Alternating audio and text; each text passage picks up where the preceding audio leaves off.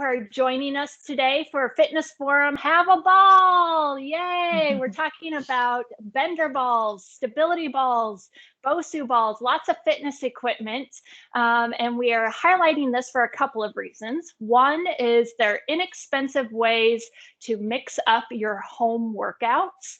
And we're going to feature these equipment in some upcoming classes. So we wanted to give everybody a chance to ask their questions and learn more about where you can purchase or borrow or get a hold of this equipment so you're ready for class. And I'm TC Fit trainer Michelle. We also have Kendall on the call here, and Kelsey. I just stepped out of the frame, but she'll be back. And then we have intern Mia on the call as well. So Mia's going to help us with the chat box today. And we welcome any and all of your fitness questions. So please feel free to chime in at any point. And with that, I'm going to turn it over to Kendall. Awesome. Okay, so let's talk stability balls. So I think the number one question that I get is, what size ball should I purchase? So this is according to how tall you are and also preference. So if we break it down, Mia, if I could have you type into the chat box, the height with this. So if we think about the size of the stability balls, typically a general rule of thumb for anyone who is about 5 feet to 5'5", you're going to purchase a 55 centimeter ball. 5'6" to 5'11" is going to be a 65 centimeter ball. And 6 foot to 6'3" is going to be a 75 centimeter ball. Now, anyone who is shorter than 5 foot, you're going to purchase a 45 centimeter ball. So that's kind of a general rule of thumb, but again, it's also preference. Behind me, I have a stability ball. Now, I purchased mine years and years and years ago. It's a 65. I'm 5'4". I'm not a big fan of it. I need to purchase a new one. It is deflated a lot, just so I can get it a little bit smaller. The other thing to think about is if you're doing a seated exercise, ergonomic wise, you want your knees in line with your hips and then, feet directly below your knees. So that good 90-degree angle. So again, it's also preference. So those are going to be kind of your preferences for stability ball sizing. Now, there are many different places to buy a stability ball. I've kind of stuck with Amazon just because it's simple and easy to order and it comes fast. So the first link that Mia is going to drop here is from Pro Body. We're linking 2 of these. The first one is going to be $20 or less. And this is an Amazon link. I like Pro Body because the material is more of that rubber material. So it kind of helps to stick a little bit more, whereas that thin rubber, I don't want to say bursts, but the wear life of it isn't as great. And again, it's also a preference with this. The second one that Mia's going to be linking is a DynaPro. So again, this is another Amazon one, and it's going to be $20 or less. So those 2 links are a great reference to use when you're purchasing one for at-home workouts, and make sure to purchase with a pump. Many of the stability balls come with a pump, but just make sure that they're attached with it. So otherwise you're going to be blowing that thing up for a couple hours. So other resources for prop info, Mia, if you could link this website, which is our TC Fit website. So kind of breaks down all of the different props that we're talking about today: stability ball, bender ball, BOSU, some links there on where you can find those props to use at home as well. Safety. For stability balls, make sure you have an open space and you're working at your own level. So the other thing is, when you're seated on a stability ball, make sure that you aren't bouncing around like crazy and you don't want to bounce off your ball. So just being mindful of that as well. I like working with a stability ball during fitness because it adds that extra oomph of core work and balance.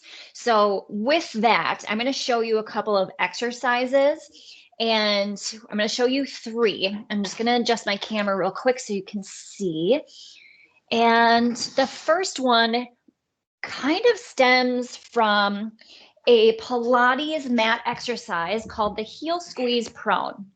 Now with this, you're going to place your hips on top of the ball and your shoulders are directly over your hands. Now with this, so if you take a look, I'm allowing my hips to be loosey-goosey, my glutes are loose, and my abs are loose. So we don't want to do this. Pull up from your abdominals. So if you take a look, here I am squeezing my glutes, and we're going to laterally rotate from the hip socket. So squeezing your heels together, pulling up and out of your shoulders, you're going to do little pulses here. Now I'm not moving from my spine, right? So we stay into a neutral spine, squeezing from our glutes and our hamstrings. So this is getting really deep into the lateral segments of our hamstrings. So I'd say, 20 to 30 repetitions until you start to feel that burn right here. So that's the first one that I really, really like. Second one is a side lying. So this is a great hip mobility exercise. You're going to come into what we call more of a side lying position. Bottom hand is down touching the ground. Top hand, you can either place on top of your stability ball or back behind the head. Behind your head is going to give you a little bit more, I'd say not leverage, but supporting your head and your neck a little bit more. Top leg is parallel. You're going to lift up to your height of your hip and then lower back down. So there's a lot of things that we can do this. We can do leg lifts. We can do circles in both directions. We can do little pulsing here. So make sure you're doing the same amount of repetitions each side. So that's the second one. My third is an advanced exercise. So it's a mountain climber. So many of us know what a mountain climber is, but to get into this with a stability ball. So here's my balance exercise, right? Just to find my center, my gravity, draw on your abs. To get into this, place your hands down, send your back leg straight, and you're going to bend your front leg. You're going to do opposite here. So extending and bending. It's kind of a running motion. I'd say about anywhere 8 to 15 reps each side, and that's going to be more of an advanced exercise. So there's my 3 favorites for you. And then next week, of course, we are focusing on using some of these exercises in class. So during Strictly Strength, we are using a stability ball. And then also during Pilates, we are using a mini bender ball or a stability ball, which is what Kelsey is going to be talking about. Whew. That's what I got. All right. Thanks, Kendall. Michelle, do you want me to just go right into it? Go for it, Kelsey. I was just going to say, Kendall, those were tougher exercises than I was expecting. So I'm excited to try some of those with my camera off. Go ahead, Kelsey. I'm going to spotlight you for the group, and we welcome your questions. All right. Hi, everyone. Thanks for joining us today. So my name is Kelsey, and I will be talking about the bender ball, so also known as a mini stability ball here. The bender ball was brought about by Leslie Bender. I've actually had the opportunity to take a couple workshops with her, so that was pretty exciting. But she's the creator of the bender ball. Now, there are other mini stability balls out there. The bender ball, mine's a little deflated right now, but it's roughly a 9-inch ball. Some of the other Pilates-esque mini stability balls could be a little bit larger. The smaller it is, a little bit more challenging it might be. With your larger mini stability ball, it'll give you a little bit more like support in your low back for crunch work and whatnot, but it's kind of a personal preference in what exercise you'll be using it for. And these, yes, you can definitely find on Amazon. They range anywhere $10 to $15. Some come in packages with DVDs that you can do for your workouts as well.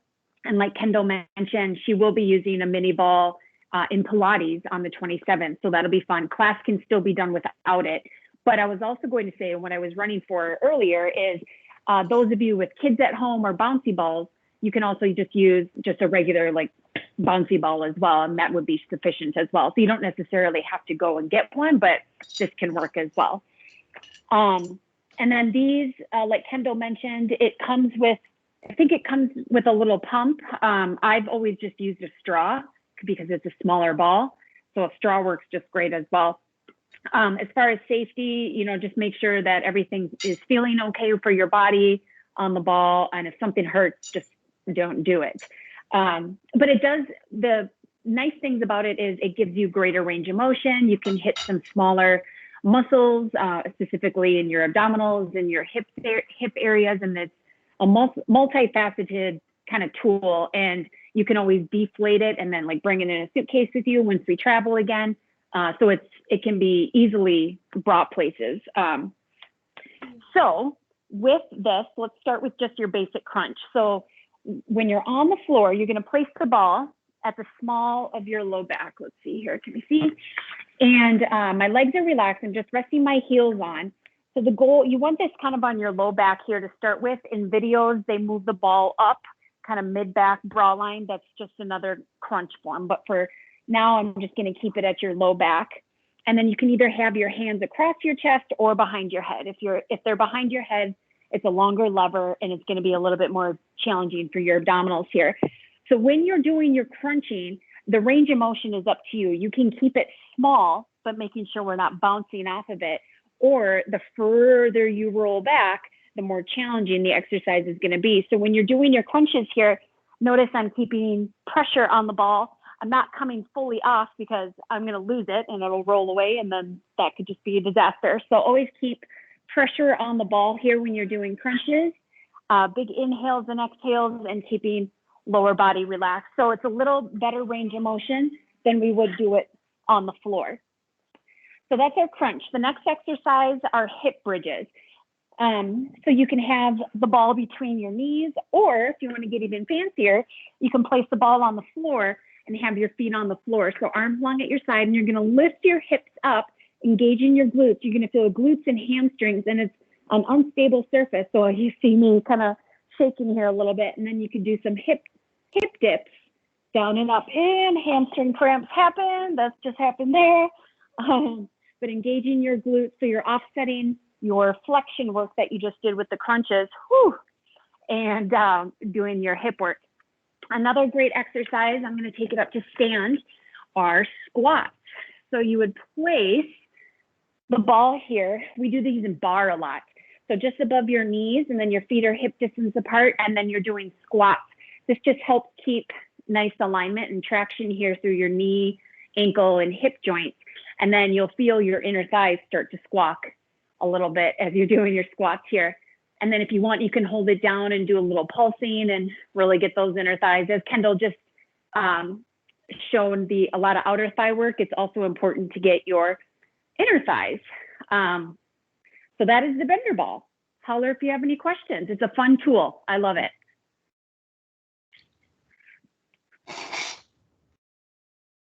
Kelsey, do you ever use a towel in place of the bender ball? For standing work? For standing work, you probably can.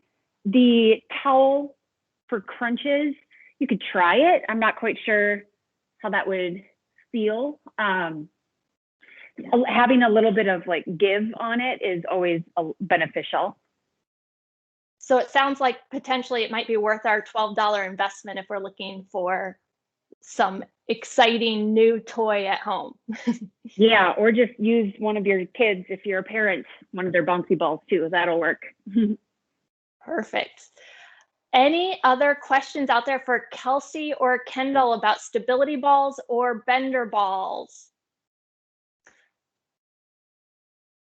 We're going to give it 20 or 30 seconds here, and then I'm going to switch the spotlight over. So I am talking about BOSU balls today. So this, if you didn't know, maybe you've seen it in the gym, BOSU. BOSU, it's essentially stands for both sides up or both sides utilized. So it's kind of a fun tool. This has been around about 20 years, believe it or not. It debuted in 2000.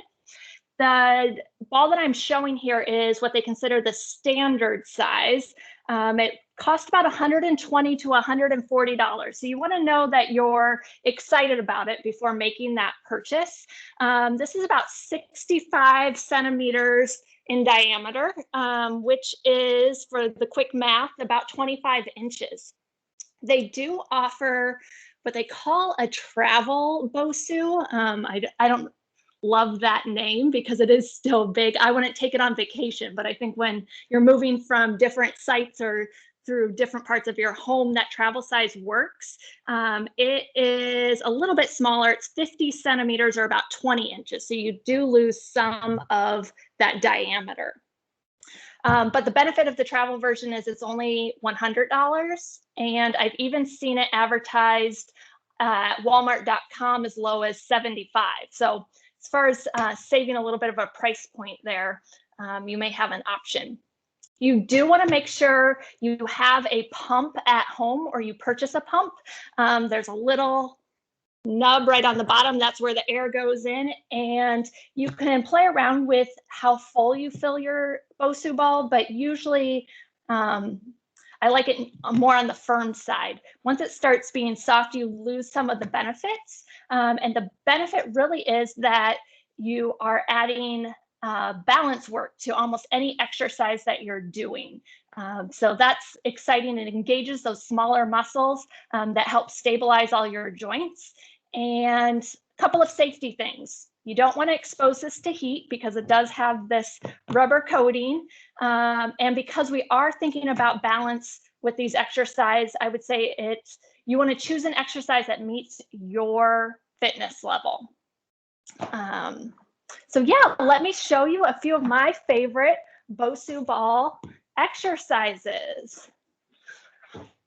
Some of these are standing, some of these are seated, so I'm going to move through them pretty quickly today, but we typically start with both feet on the ball. So finding our balance here, let me back up so you can see my head with this. Both feet on the ball, just finding that balance point.